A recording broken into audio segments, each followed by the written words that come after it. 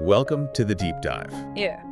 So if you're tuning into this deep dive today, you probably already have like a mental picture of what serious wealth looks like in America. It's usually, aspirational.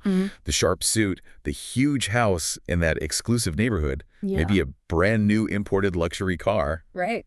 And definitely a really expensive watch, like 5 figures strapped to the wrist. Yeah, that's the visual currency, isn't it? What people call the big hat, no cattle myth. It's a great phrase. It really is. Comes from Texas, I think. That's right. And it just captures that potential deception perfectly. The image is often all hat and, well, no herd to back it up. We found sources detailing this exact kind of person. Oh, yeah. Yeah, like the high-income trust officer, at least BMW wears a $5,000 watch.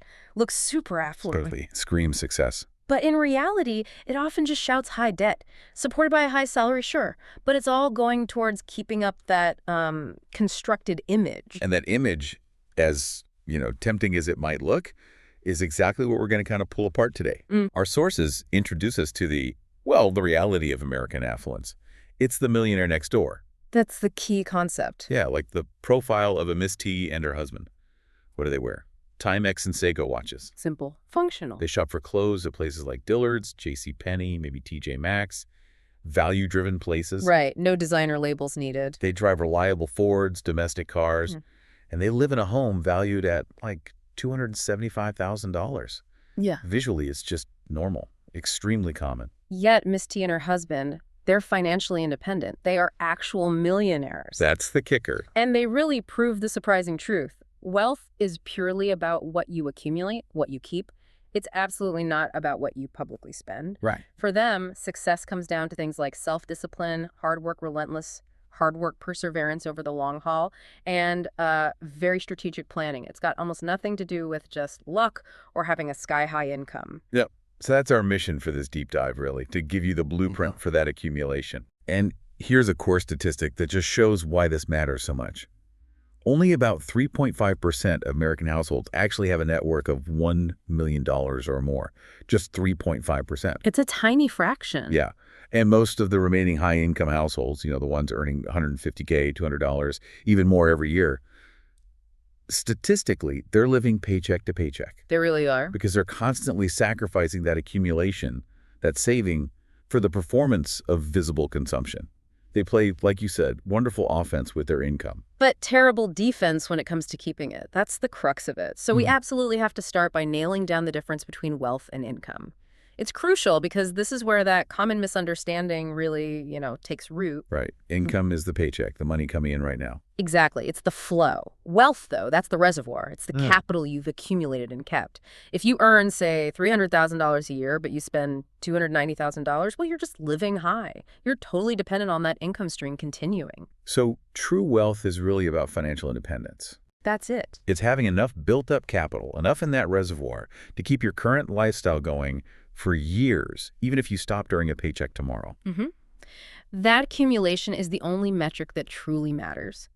Which brings us to this idea of realized income. It's an important distinction. Okay, explain that. Right. So we need to separate the total growth in net worth, like your stocks going up in value, from the realized income. That's the taxable income. It's the money they actually take out of their business or their investments to live on. Ah, okay. So a lot of their wealth isn't actually cash they're touching. Precisely. A huge chunk of a millionaire's wealth is often tied up in unrealized gains. Think about the growing value of their business equity, or their real estate holdings, or their stock portfolio that they haven't sold yet. And they're not paying taxes on that growth until they sell. Exactly. And crucially, they're not spending it. That's absolutely key to their strategy. Keep it growing, tax deferred if possible. Okay. So who are these folks, these efficient accumulators? When we look at the typical American millionaire, the one who actually has that 7-figure net worth, the profile is, well, it's surprisingly predictable and, honestly, pretty understated. Yeah, it's not flashy. We're usually looking at someone like a 57-year-old married male. 57, okay. And get this, 95% of them are married, often to the same spouse for most of their adult lives. Stability seems to be a real theme. Interesting. And what about their work? This is probably the most revealing part. 2/3 of millionaires, self-employed. 2/3. Wow. Now think about the context.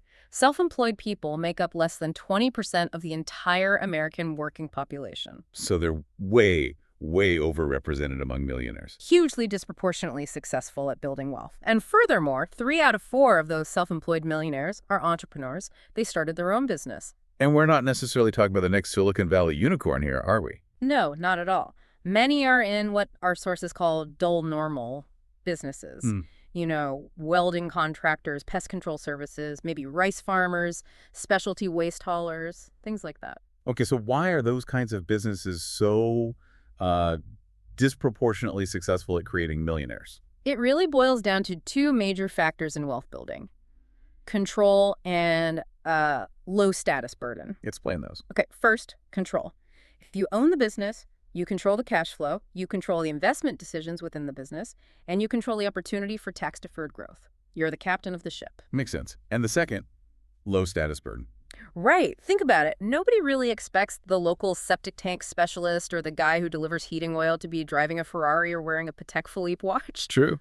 They just have far less professional pressure to spend a ton of money to look the part. And we'll see later, that pressure is often the Achilles heel for many high-income professionals, like doctors and lawyers. Got it. Okay, so let's look at their actual numbers, their finances. Right. Their median annual realized income, remember that's the taxable cash they actually pull out to live on, is about $131,000. $131K median. Okay, Wow. Not exactly peanuts, but maybe lower than some might expect for a millionaire. Exactly. Now, the average income is higher, around $247,000, but that gets heavily skewed upwards by the Bill Gateses of the world, the ultra-rich.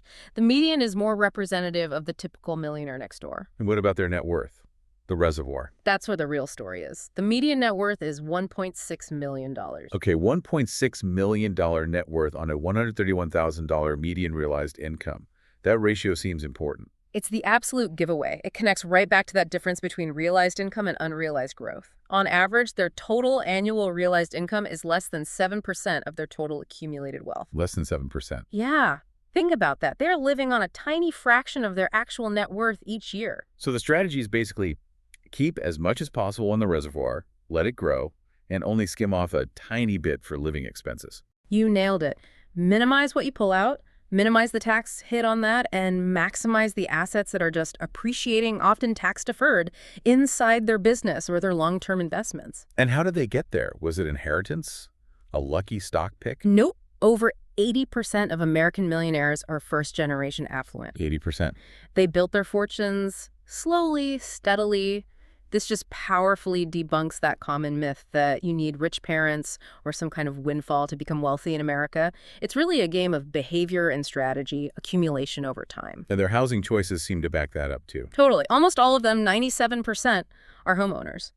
But their average home value is pretty modest, around $320,000 based on the data. $320K average. That's attainable for many professionals. Exactly. And here's the real behavioral clue.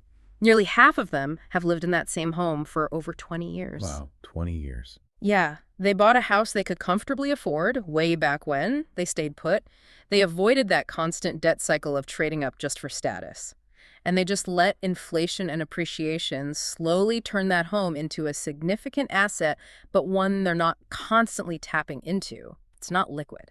So if they're not pulling out huge realized incomes and their house is a long-term asset, where is this $1.6 million median net worth actually held? Not all in the stock market, apparently. No, definitely not. The data shows they really prioritize control over just liquidity. They typically hold only like a low to mid 20% chunk of their wealth in publicly traded stocks. Only 20–25% in stocks. Where's the rest? For them, true diversification means things they can directly influence. Ah, like their own business. Exactly. Controlling their own operating business, maybe private investments in real estate that they manage directly, or even money they've lent out to private parties like business associates. So they're less worried about, say, the S&P 500 dropping tomorrow. Probably less worried than the typical investor, yeah. Because the bulk of their financial security is tied up in assets where their own expertise and effort can actually make a difference. They seem to prefer being the owner, the decision maker, not just a passive shareholder relying on Wall Street. Okay, so if building that reservoir, that accumulation, is the offense, then we really need to look at how they protect it, how they play defense.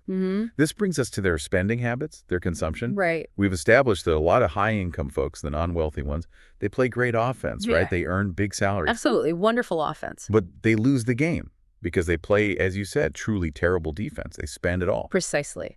And frugality, it isn't just some optional trait for these wealthy accumulators. It's the absolute foundation stone of building wealth. It's non-negotiable. Completely. The phrase we saw pop up again and again among the wealthy discussing how they got there was, "We live well below our means." It's a core discipline. And critically, it requires your spouse to be on the same page. You will almost certainly never become wealthy if you're married to a hyperconsumer. The math just doesn't work. That makes sense. Okay, let's tackle those status symbols we mentioned at the start. Right. The things people think signify wealth. Let's start with the wristwatch. The watch. Right. That trust officer had a $5,000 watch trying to project instant success. But what about the actual millionaires? Get this.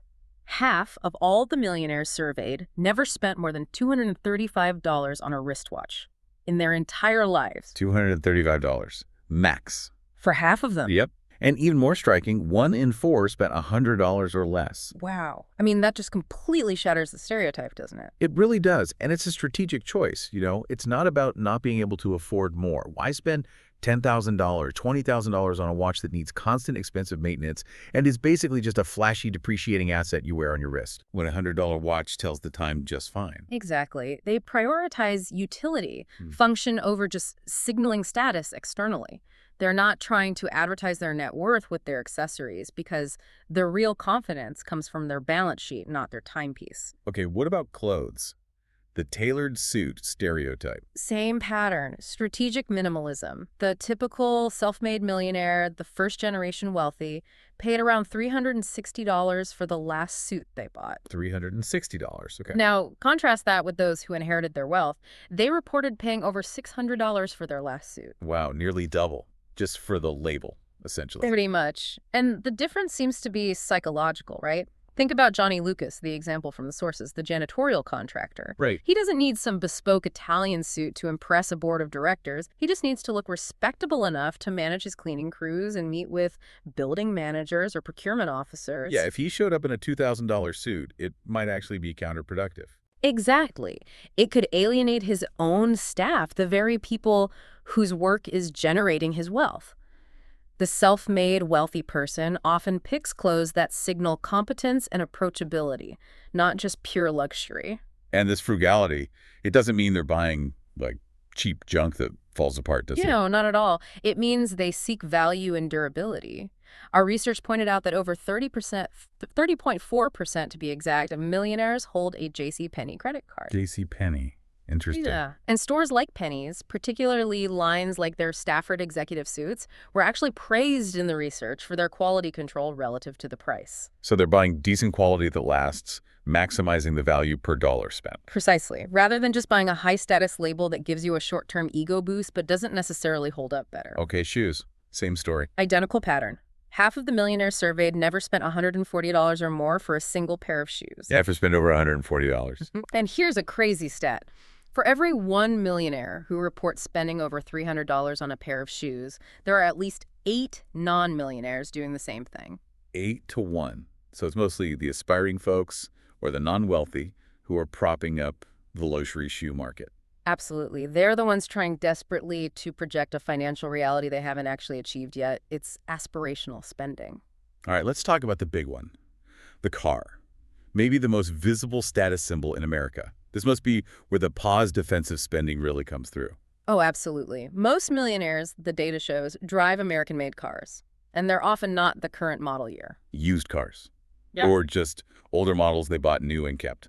Both. But a significant portion buy used or keep cars for a long time. And crucially, only a minority of them lease vehicles. Avoiding the lease trap. Yes. They avoid that perpetual, often high-interest payment cycle that basically guarantees the car remains a liability forever, never an asset. So our sources actually broke down millionaire car buyers into different types. Yeah, 4 distinct types, based on whether they prefer new or used, and whether they're loyal to a brand or shop around aggressively. Which type is the most millionaire next door? Ish. That would be type 4, the used vehicle-prone shopper.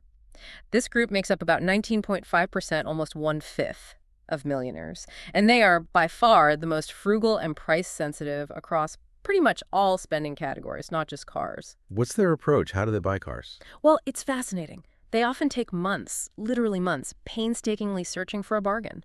They'll often buy directly from private sellers to cut out the middleman. And their philosophy behind buying used? Their mindset is basically, why should I pay for that massive initial depreciation? You know, that huge 20–30% value drop the second a new car drives off the dealer's lot. Right. Let someone else eat that cost. Exactly. They're perfectly happy to let the original owner absorb that hit. They see that depreciation not as just a normal cost of owning a new car, but more like a foolish consumption tax paid by people who are impatient or need the status of new. And this extreme discipline with car buying, does it translate to other areas? Directly into wealth accumulation efficiency. Look at their numbers. This Type 4 group, the used vehicle-prone shoppers, they have the highest ratio of net worth dollars to income. It's $17.20 of net worth for every $1 of annual income they earn. 17 times their income and net worth. That's incredible. It is. And interestingly, they often have lower average incomes than the other millionaire car buying groups. So they earn less, but accumulate more. Yes. Because that fundamental behavior patience, maximizing value, playing defense, it just permeates all their financial decisions. They're significantly more likely to shop at discount stores, use coupons, go to factory outlets, buy clothes only when they're on sale. Their frugal purchasing habits are the primary engine driving their financial independence. It's all connected. Okay, this idea of efficiency brings us to some specific terms the research uses, right? PAWs and UAWs. Exactly. It's a way to formally measure how efficiently someone is converting their income into actual wealth. We can actually calculate anyone's expected net worth based on their age and income. Oh, really? How does that work? It's a pretty simple formula, actually. You take your age, multiply it by your total annual realized income, remember, the taxable income you live on. Got it. Age times realized income. And then divide that result by 10. That gives you your expected net worth for your age and income level. Okay, let's try an example. Say someone is 40 years old, making $200,000 in realized income. All right, so 40 times $200,000 is $8 million. Divide that by 10. $800,000. So their expected net worth is $800K. Right. Now here's where PAW and UAW come in. If your actual net worth is double that expected level, or more so in this case, $1.6 million or higher, you're classified as a PAW, a Prodigious Accumulator of Wealth. Prodigious Accumulator, got it. And UAW. If your net worth is half or less than that expected value, so $400,000 or less for our example, you're a UAW, an Under-Accumulator of Wealth. Wow. So for two people, same age, same income, one could be a PAW with $1.6 million plus, and the other a UAW with under $400. Exactly. And the consequences are huge. PAWs typically have at least 4 times the wealth of UAWs who are in the exact same income and age group. 4 times the wealth, just based on behavior. It's almost entirely behavioral. And to really drive this difference home, the sources give us a fantastic comparison. 2 physicians, similar high incomes, similar ages, similar families. Let's call them Dr. North, who's the PAW, and Dr. South, the UAW. Okay, 2 doctors. Should be pretty well off, right? You'd think. But Dr. North, the PAW, has a net worth of about $7.5 million. $7.5 million. Okay, and Dr. South. Dr. South, the UAW, his net worth is around $400,000. $400,000. That's an 18 times difference for doctors with similar incomes. Astonishing, isn't it?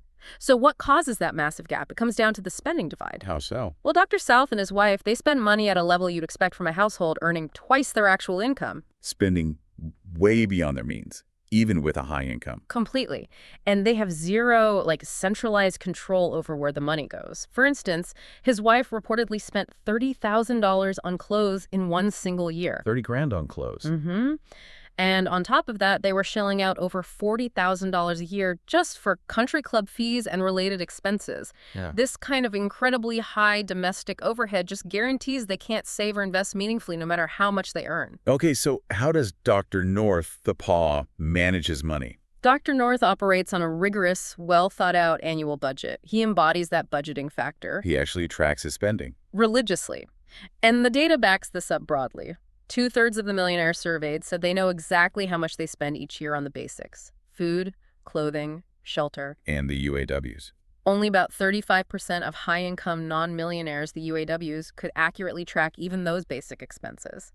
And the logic is simple. If you don't know exactly where your money is going, you cannot possibly control it. And if you can't control it, you definitely can't keep it and grow it. That makes perfect sense. Even their, consumer choices seem to reflect this control, right? Like credit cards. Yeah, absolutely. Look at the credit card data. Millionaires are 4 times more likely to hold a Sears card, historically linked with value, tools, appliances, general household stuff. Right, practical things. Held by 43% of PAWs. Compare that to a Brooks Brothers card, held by only 10%. 4 times more likely to have Sears than Brooks Brothers. Yeah. They prioritize utility over the perceived status that comes with a fancy store card. And get this, only 6.2% of these millionaires, despite having plenty of money, hold an American Express Platinum card. The Platinum card. Only 6%. That's surprising. Isn't that card all about luxury perks? It is, but it also comes with high annual fees. And these PAWs are clearly not interested in paying high fees just for perks they might not even use, or for the status of flashing a metal card. Again, it's about value and control. So accumulating wealth isn't just passive saving, it's an active process. It's absolutely an active sport. The sources use a great analogy. Think about jogging. The people you see out running every single day are often the ones who look like they need it the least, right? They're already fit. Yeah, they're working at staying fit. Exactly. Wealthy people work at staying financially fit even when they already have a lot of wealth. They don't just coast. And does the research show how much time they actually spend on this? It does. They actually quantified it. PAWs spend, on average, 8.4 hours per month planning their investments, researching assets, reviewing their financial situation. 8.4 hours a month. So over 100 hours a year. Yep, 100.8 hours per year, dedicated financial planning time. Now compare that to the UAWs. How much time do they spend? Only 4.6 hours per month. That's about 55 hours per year. Almost half the time. Wow, that time difference really adds up over the years. It's huge. And here's the tragic irony. The research found that UAWs spend, on average, 3 times as much time exercising per month as they do planning their financial future. 3 times more time on physical fitness than financial fitness. Yeah. They prioritize keeping their body in shape over keeping their finances in shape. And that choice leads directly to their under-accumulation of wealth. It's a misallocation of crucial planning time. Okay, let's put a face on this UAW mindset. There's an example, Teddy Friend. Teddy Friend, yes. The ultimate consumer, according to the sources. He's 48 years old, a sales professional, earns a very solid $221,000 a year. $221K. Good income. So his expected net worth should be decent. It should be. His age times income divided by 10. Let's see, 48, 221K, 10. His expected net worth is around $1 million. To be a PAW, he'd need about $2 million. And what's his actual net worth? Less than a quarter of his expected value. He's deep in UAW territory. And Teddy is just possessed by possessions. He owns 6 cars, 2 of them leased. He's got the $5,000 watch, 2 different country club memberships. 6 cars, wow. So how does he sustain this? He must work incredibly hard. He does work incredibly hard. But here's the psychological twist. His main motivation is pure, crippling fear. Fear, how does that work? He intentionally takes on more debt. Buys a bigger, more expensive house than he needs, signs up for high lease payments. He does this to create the constant fear of defaulting on his loans. So the fear pushes him to work harder. Exactly. It forces him to constantly push himself, to outperform his sales targets, just to keep up with the crushing payments. He also uses these high-status things, the cars, the watch, the clubs, to try and overcome these deep feelings of social inferiority he has from his more humble, blue-collar background. So he's working for things, not for financial freedom. Precisely. He's completely trapped on this consumption treadmill that's designed essentially to squeeze maximum work performance out of him through chronic financial stress. It's a tough way to live. And this UAW tendency, you mentioned it can be generational. Oh, very often. Teddy's parents, for example, even though they had modest incomes, were not frugal at all. They were described as professional spenders. Any little raise or extra income they got was immediately spent, never invested. Which brings us to that really powerful point about small, regular savings, right? Yeah. The cigarette example. Yes, it's an astonishing anecdote. Teddy's parents smoked heavily, about 3 packs a day between them, for 46 years. 3 packs a day, that adds up. It does, but they likely saw it as just a small, recurring expense, relatively harmless in the grand scheme of their budget each day. But over 46 years. Right. Had they taken the money they spent on cigarettes every day and instead invested it systematically into tobacco stock, the very industry they were supporting with their consumption, that portfolio, just compounding quietly over those 46 years, would have grown to be worth over $2 million. $2 million. Yeah. Just from redirecting their cigarette money. Easily. That simple behavioral switch, turning a small, consistent consumption habit into a small, consistent investment habit, would have comfortably made them millionaires, even with their modest incomes.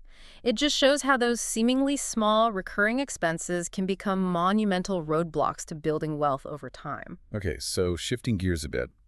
Our sources found something kind of paradoxical about careers and wealth, didn't they? Especially regarding higher education. Yeah, it's really intriguing. There seems to be an inverse correlation, a negative relationship between having very advanced education and being highly efficient at accumulating wealth, at least among high-income earners. Wait, so people with advanced degrees like doctors, lawyers, PhDs earning good money are less likely to be wealthy accumulators. That sounds backwards. It does sound backwards, but the data suggests it's true for those earning over, say, $100,000 a year. These highly educated professionals are often less likely to be PAWs compared to self-employed folks, maybe entrepreneurs, who might have less formal education but started earning and investing earlier. Why would that be? What are the reasons? Well, there seem to be two main factors. The first one is simply the late start. Ah, the years spent in school. Exactly. Doctors, lawyers, specialized consultants, they spend years, sometimes a decade or more, just in higher education and training. During that time, they're often not earning much. They might be accumulating significant student debt, and critically, they're postponing the start of any meaningful income generation and, even more importantly, investing. Right. Well, someone else maybe started working right out of high school or college. Precisely. Compare Dr. Dokes, the example of the high school valedictorian who went through decades of study to become a specialist, with his classmate, Mr. Denzi, who became an entrepreneur right around age 22. And the difference in wealth is significant. Huge. Mr. Denzi, just by starting to earn and invest at 22, ended up with 5 to 6 times the wealth of Dr. Dokes. Why? Because he captured decades more of the power of compounding interest while Dr. Dokes was still in school or paying off loans. So wealth accumulation is kind of blind to your credentials. It just cares about starting early. Pretty much. The math of compounding doesn't care if you have an MD or a PhD. It just rewards starting the accumulation and investment process as early as possible. Okay, so the late start is one factor. What's the second? The second reason is maybe more subtle, more insidious. It's what the sources call the status burden. The status burden. What's that? It's the immense societal and professional pressure that highly educated professionals, especially doctors and lawyers, often feel to look the part. Ah, right. They need to project success and competence. Exactly. To gain trust and attract clients, they feel they have to live in exclusive neighborhoods, drive luxury cars, wear expensive suits. This creates an exceptionally high level of mandatory domestic overhead. Their lifestyle costs are inflated from the get-go. And that high overhead traps them financially. It really does, because it's much, much easier to move into an affluent neighborhood after you've already become wealthy than it is to move there in anticipation of becoming wealthy while trying to build your career. So the doctor just starting out, who buys the big house in the fancy suburb, is often forced into playing catch-up financially forever. They're paying what you could call the keep up with the Joneses tax. how does that work out numerically? Well, consider the math. The actual millionaires who do live in these high-status areas, they typically only need to realize about 6.7% of their total wealth each year to cover their living costs. That's manageable because their wealth base, their reservoir, is already large. Okay, 6.7% of their wealth realized annually. But their non-affluent neighbors, the high-income doctors, lawyers, executives who aren't millionaires, yet they often have to realize over 40% of their total accumulated wealth, which might still be quite small, just to maintain that same high-status lifestyle demanded by the neighborhood. 40%. They're basically spending almost half their net worth each year just to keep up appearances. Effectively, yes. They're stuck on this treadmill, maximizing their realized taxable income, paying huge taxes on it, all just to meet the neighborhood standard. There's nothing left over for serious accumulation. This leads directly to a pretty stark rule about buying a house, doesn't it? Absolutely. A critical home buying rule emerges from the research. If you are not wealthy yet, you should never purchase a home that requires a mortgage more than twice your household's total annual realized income. Mortgage no more than 2 times your annual realized income. That's a strict rule. It is. But go any higher than that, and you are almost certainly sacrificing all your future investment potential just to satisfy current status demands.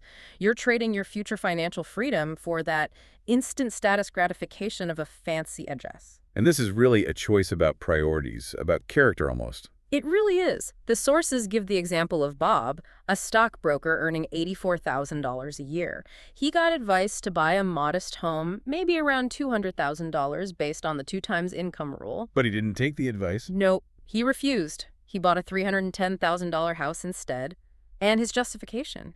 He said he didn't want to live in a neighborhood full of truckers and construction workers. Wow. So he prioritized the perceived social status of the neighborhood way above the fundamental rule of wealth building. Exactly. It's a classic UAW move, But prioritizing consumption and status over accumulation and future freedom. And this constant struggle, this financial pressure to maintain status, it must take a toll, right? Does it lead to more worry? Significantly more worry. The data is clear.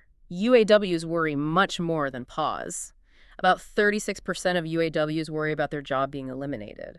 They worry about having to reduce their standard of living, and critically, they worry about not earning enough income to satisfy their own family's high purchasing habits, which they've often created themselves. So Dr. South, the UAW doctor, was probably consumed by these kinds of fears. Absolutely. While Dr. North, the PAW doctor with the $7.5 million net worth, had far fewer financial worries. Why? Because he had built that cushion, that reservoir of accumulated wealth. Financial independence buys peace of mind. Now, what about how they invest? How do PAWs like Dr. North handle their investments compared to UAWs like Dr. South? Big difference there, too. PAWs tend to be focused, knowledgeable, and quite independent in their investing. Dr. North, for example, invested only in areas he knew really well, like specific medical industry stocks related to his field, and agricultural land, which he also understood. So he sticks to his circle of competence? Exactly. And he acted as his own financial advisor. He spent basically $0 on investment advice or transaction fees, which maximized his net returns. Okay. And Dr. South, the UAW. Dr. South did the opposite. He employed 4 different full-service brokerage firms simultaneously to manage his relatively small portfolio. 4 different brokers. Why? Probably insecurity, maybe chasing performance, trying different strategies. But the result was disastrous. He ended up spending over $35,000 in a single year just on fees and commissions from frequent aggressive trading. $35,000 in fees on a small portfolio. Yeah. That cost not only depleted his capital directly, but the short-term trading also probably accelerated his capital gains tax burden, further reducing his ability to accumulate. It's a UAW trap: high costs, low control, poor result. This PAW approach of being knowledgeable and in control leads to an interesting method for dealing with financial advisors, right? The Martin method. Yes. Mr. Martin, the multimillionaire PAW. He has a very pragmatic way of handling financial advisors. He treats them strictly like applicants for a job or like suppliers trying to sell him something. Okay, so how does that work in practice? When a broker cold calls him trying to get his business, Mr. Martin tells his secretary to ask the broker for 2 things. Send over your personal income tax returns for the last 3 years, and send over a history of your own personal investment portfolio performance for the same period. Wow. He asks for their tax returns and personal investment results. Does anyone actually send them? Apparently, very few do, but his logic is impeccable. If the broker's own investment returns don't clearly beat Mr. Martin's own track record, why on earth would he hire them and pay them fees? Makes perfect sense. As Mr. Martin pointed out, if these brokers were truly brilliant and successful investors themselves, they probably wouldn't be spending all their time cold calling strangers like him. They'd be too busy managing their own substantial fortunes. Right. It's about demanding evidence, not just promises. Exactly. It shows how PAWs apply sound business principles, like vetting suppliers and demanding proof of value to their personal financial lives. They pay for results, not just sales pitches. Okay, we've covered a lot about individual behaviors, frugality, planning, investing. But there's one more major factor the research highlights, something external that can really derail wealth building. This thing called EOC. Yes, Economic Outpatient Care. EOC. It's a crucial concept. What exactly is it? EOC basically refers to substantial economic gifts and ongoing acts of kindness, often amounting to 5 or even 6 figures per year that flow from wealthy parents down to their adult children and sometimes grandchildren. So parents helping out their adult kids financially. That sounds nice. Is it really a problem? Well, it sounds nice, and the intention is usually good. But it's incredibly widespread. Over 46% of affluent parents provide at least $15,000 a year in EOC. The big danger, though, is how that money is typically used. How's it used? Overwhelmingly, EOC is earmarked for consumption. It goes towards supporting an unrealistically high lifestyle for the adult children, bigger houses, nicer cars, expensive vacations, private schools for the grandkids rather than being used for investment or building their own wealth base. Ah, so it subsidizes spending, not saving. Exactly. And the sources are extremely clear on the outcome. The more EOC adult children receive, the less wealth they tend to accumulate on their own. It actively hinders their path to financial independence. Less. Why would getting money make you accumulate less? It's partly psychological. There's this phenomenon the research calls the montage effect. The montage effect. Yeah. The adult children who receive regular EOC start to struggle psychologically to distinguish between their own self-generated wealth and income and the capital that's coming from their parents. They blend it all together in their minds. Right. They begin to see their parents' net worth not as a separate asset belonging to someone else, but almost as an extension of their own income stream, something that's just available for them to spend. So they internalize a standard of living they haven't actually earned themselves. Precisely. And what's really shocking is that even with these heavy financial subsidies, 2/3 of these adult gift receivers still describe themselves as self-made in the surveys. Self-made, while getting tens or hundreds of thousands from mom and dad. Yeah. They genuinely seem to lose the ability to differentiate what they actually earned through their own efforts from what was simply given to them. The lines get completely blurred. And this has measurable financial consequences beyond just the psychological blurring. Oh, definitely. The numbers are pretty stark. For example, attorneys who received regular cash gifts from their parents were found to have only 62% of the wealth accumulated by attorneys in the same age group who did not receive EOC. Only 62% of the wealth. So the gifts actually made them poorer in the long run, relatively speaking. Effectively, yes. Because the gifts enabled a higher level of consumption, which prevented them from developing the saving and investing habits needed to build their own substantial wealth.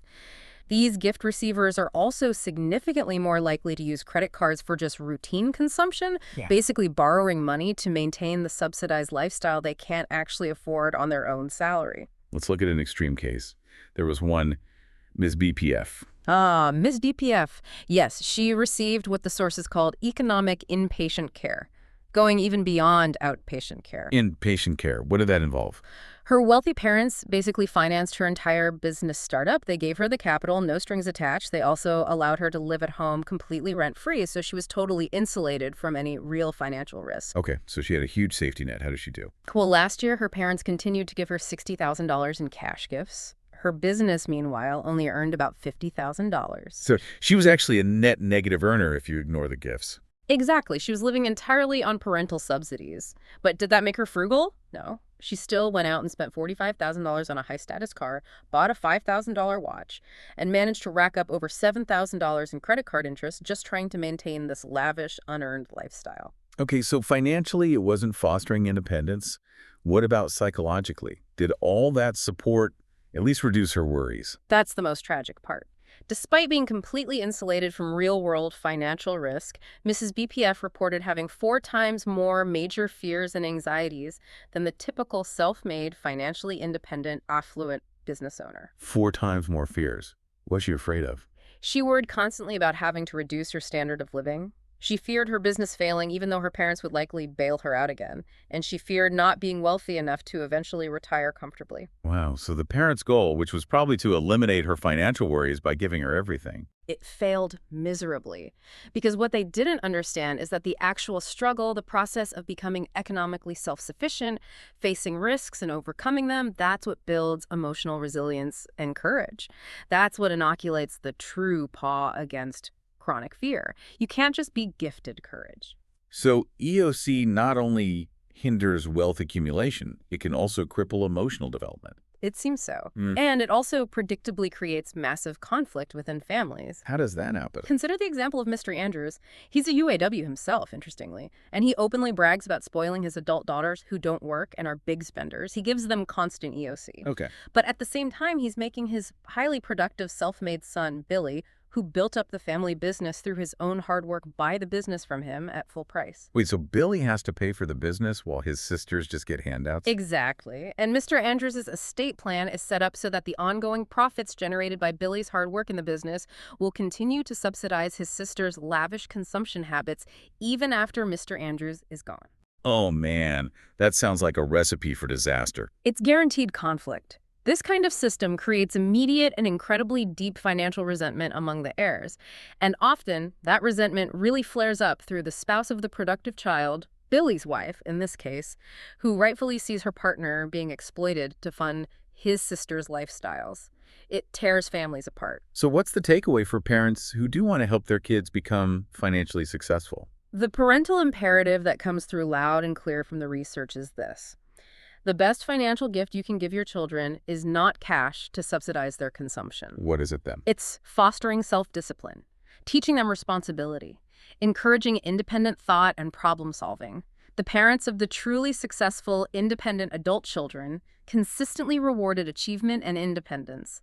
They taught their kids the fundamental value of living below their means and the absolute necessity of earning $1 before you spend it. So teach them to fish. Don't just give them fish. Exactly. Don't just hand them a lifetime supply of seafood, subsidize their fancy fishing boat, and then call them successful fishermen. Teach them the skills, the discipline, the patience required to actually catch fish on their own. That's the path to real independence and lasting wealth. #outro. So just to kind of wrap up the big lessons from this deep dive, the path to real wealth, to becoming a PAW, it's really not defined by your job title or how many degrees you have or even just your raw income bracket. Right. It comes down to those key behaviors we talked about. Exactly. Those 7 factors seem critical. Number 1, extreme frugality, playing great defense. 2, rigorous budgeting and tracking. 3, sustained hard work, often in your own business. 4, consistent self-discipline. 5, choosing the right type of business, often a dull normal one with less status pressure. 6, consistently living below your means. And 7, critically avoiding that dependence trap of economic outpatient care. And maybe the biggest single obstacle to actually doing all that, to becoming a PAW, isn't really a lack of opportunity or earning potential. It seems like it's the overwhelming societal and professional pressure to just look rich, to trade that future financial independence for the immediate hit of visible status. Our whole society pushes consumption, pushes debt constantly. It really does. It's arguably easier to earn a high income in America today than it is to actually accumulate lasting wealth. Because accumulation requires something extra. It requires the courage to actively resist that constant pressure to spend and display. That brings us to our final provocative thought, circling back to that idea of courage. Right. Courage forged in the fire of necessity. We heard that story of Laura, the housewife whose husband left her. She refused EOC from her parents, started a real estate business out of sheer desperation, worked incredibly hard, and eventually became an affluent, respected executive. And the point was, she had less fear and worry than Mrs. BPF, the one who got everything handed to her. Exactly. Because Laura's courage, her resilience, it was earned through struggle. It wasn't subsidized. So the question for you, the listener, is maybe this. What difficult, courageous action toward your own financial independence are you putting off right now? Maybe it's making a painful cut to your budget. Maybe it's deciding to move to a less status-obsessed, less expensive neighborhood. Maybe it's having that tough conversation with a spouse about overspending. Or maybe it's just finally starting that investment plan you keep thinking about. What action are you avoiding today? Maybe because the comfort of just keeping up appearances, the consumption-driven status quo feels, well, safer in the short term. The accumulation game, becoming a PAW, it starts right now. And as we've seen, it really starts on defense, controlling the outflow. So take that moment, maybe reassess your budget tonight.